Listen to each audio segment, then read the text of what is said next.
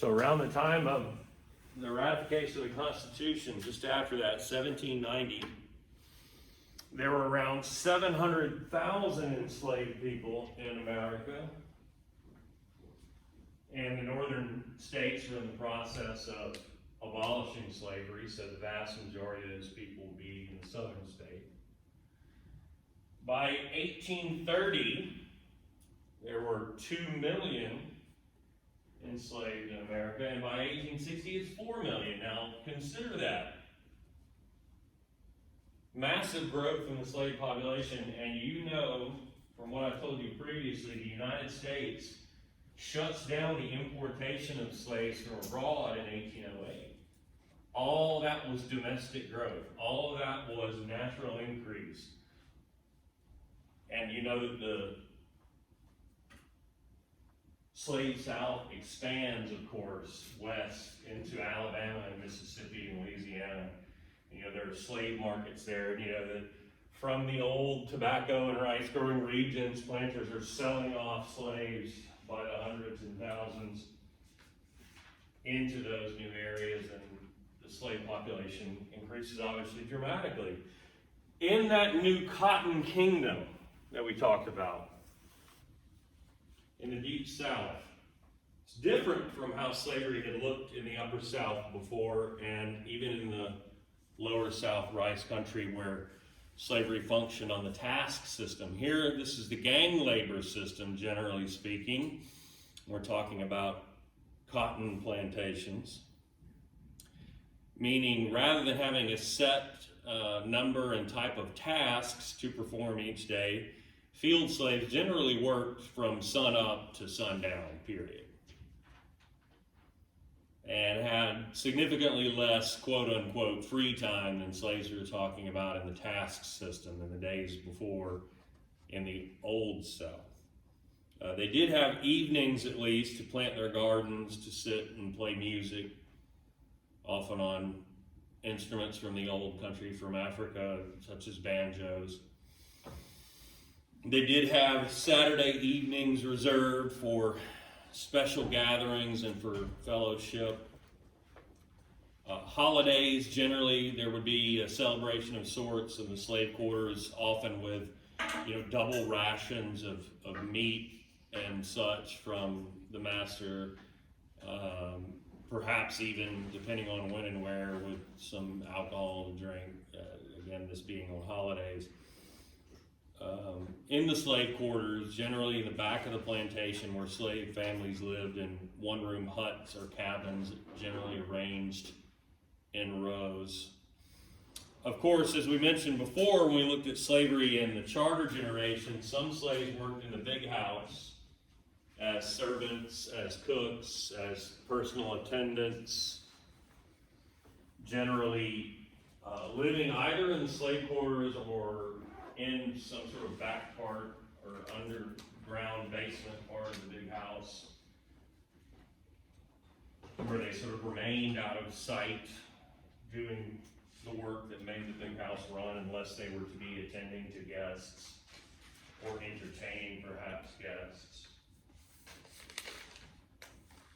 They had some advantages in terms of food and clothing, but of course, as I mentioned before, again, we were talking about the charter generations, that they're also under the watchful eye of the master and the mistress at all times, which could be particularly troublesome or dangerous for slave women, as we've mentioned.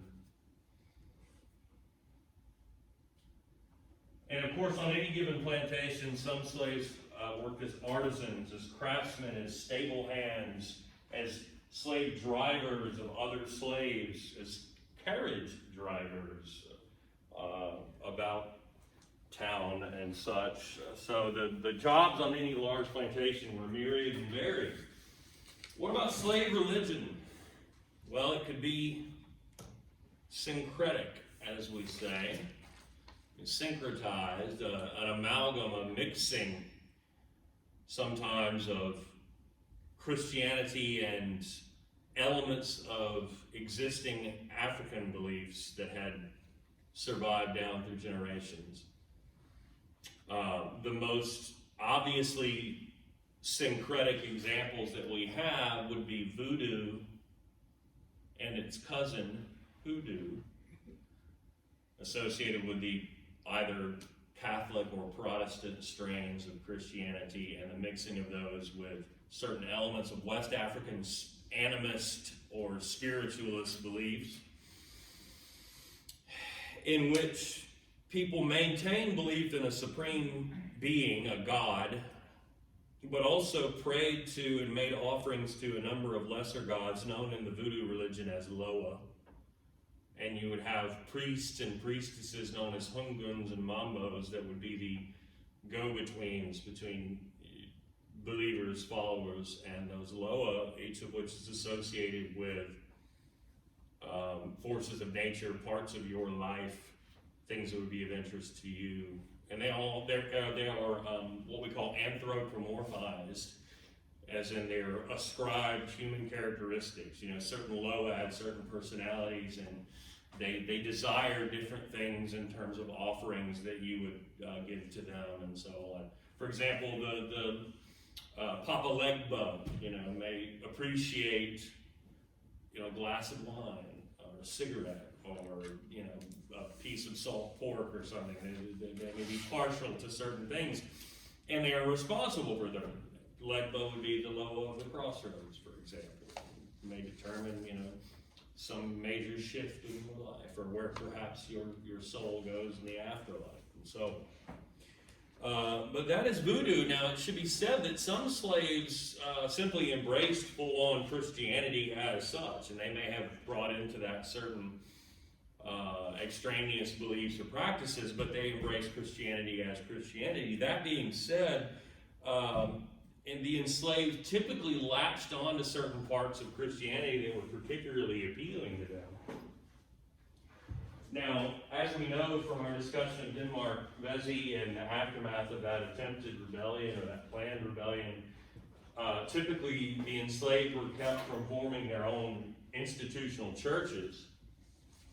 And so they were forced to worship, if they were Christians, in white churches, often in the balcony or in the back, subject to listening to whatever message that the white minister chose to preach. And if slaves were present, they almost universally plucked out those pieces of the Christian Bible that said things like, well, slaves should be obedient to their masters and yada yada. But that's not what resonated with the enslaved. Things that resonated with them would be most especially the story of the Israelites. The Jews, a people held enslaved in Egypt for a long time and forced at hard labor, but who ultimately followed Moses and were delivered into a promised land, back to the Holy Land of Canaan. Right? Across the Red Sea into the River Jordan. The idea that there was deliverance at some point, and even if it was only in the afterlife, that there was a promised land, there was the promise of something better. And a people suffering could at least suffer together with the knowledge and the certitude that there was deliverance at some point at hand. That's what spoke to the enslaved. And that's what they sing spirituals about in the slave quarters at night. That's what they sing songs about out in the fields to pass the time while working. And those field songs and those spirituals, that music that they create, form the basis later as they are passed down for African American art forms like the blues and jazz in the 20th century, and gospel music. These are the foundations of modern American music. Rock and roll would never have existed without those musical forms, and therefore pop music and all what else. And not to mention sort of crafting your own particular style or version of the Christian faith and transmitting that into cultural forms like these spirituals and field songs and chants. That could be considered, like we talked about before, a form of everyday resistance, of rejecting the notion of your commodification and Instead, holding fast to your own humanity and the idea of your soul's deliverance, and by the way, the equality of souls in the afterlife. You may be held as a slave in this life, but in your belief, in your system of faith, you understand that your soul will be held in equality in heaven. Those forms of expression and those belief systems are kinds of everyday resistance which we consider alongside the things we mentioned before in our discussion of the charter generations, like refusing to work, pretending to be sick, pretending to be crazy, engaging in arson or theft on the plantation, or sabotaging things when no one is looking, and so on.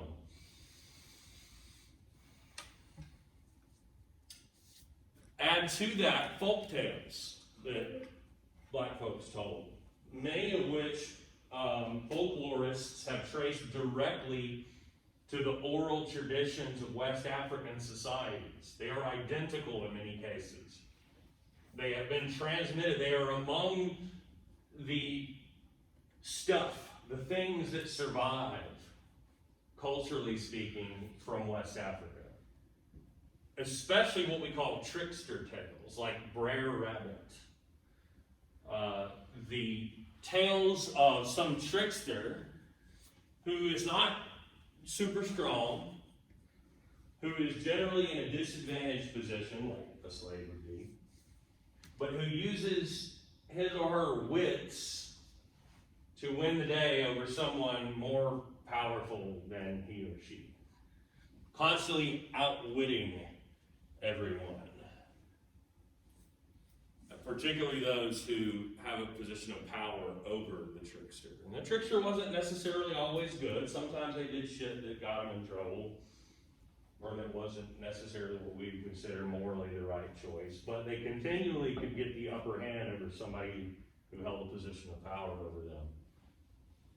Telling those kind of tales, historians and folklorists will tell us, a form of everyday resistance. And those are passed down through the generations. Of course, as you know, the ultimate form of resistance is rebellion. We talked about the Stono Rebellion in South Carolina in the late 1700s, or the early, rather, 1700s. Your book talks just briefly about an attempted rebellion organized by Gabriel Prosser in Richmond, Virginia in 1800. A plot which was betrayed, as you know, too, was that of Denmark Vesey in South Carolina in 1822. And then there is Nat Turner, 1831, southeastern Virginia. Nat Turner is a slave who claimed to have had visions from God. He's a preacher, in fact. Just because slaves were not permitted by white people to have institutional churches after Vesey and whatnot doesn't mean that they didn't take up the mantle in some cases of claiming to be preachers and men and women of God. And Turner was an example of that, who claims to have direct divine visions, and says that God had been imparting to him since the days of his youth the idea that he would deliver his people as if some sort of Moses from slavery. And he acts upon that in 1831 in somewhat similar fashion to what they did at Stono, with one particular difference. The similarities being that they were able to steal some guns and begin going plantation to plantation, killing the white people in their sleep and freeing the slaves. The difference being, if you'll recall, those men who rebelled at Stono were attempting simply to get to Spanish Florida, to Fort Mose, to the Maroon community there, and escape. Nat Turner is trying to do what had happened in Haiti and French Saint-Domingue in the Caribbean, and engage in an outright slave revolution, to build a slave army and to overthrow the entire order. And they killed something like, 75 people before eventually a militia the following day is raised. I think Nat Turner himself eludes capture for quite a while, maybe a couple of months even, but he is eventually tracked down and executed. And the takeaway here is the same as with Stono before and with Vesey. Anytime you see this happen, there is fear, there's panic, there's anxiety, and there's a crackdown. And any kind of quote-unquote, freedoms or relative relaxations of the chattel system that we had seen are tightened up or erased. And this is right at, just note, the same time that slavery is about to expand into the Deep South. The time of the birth of the Cotton Kingdom. So in a little bit of a way, we've kind of taken a step back in time here at the end. But this is the order in which your textbook presents it, and so I kind of hewed close to that. That being said, are there any questions? Anything at all? I'm going to stop this in that case, and we'll tack that on. This will be American Slavery Part 2.2.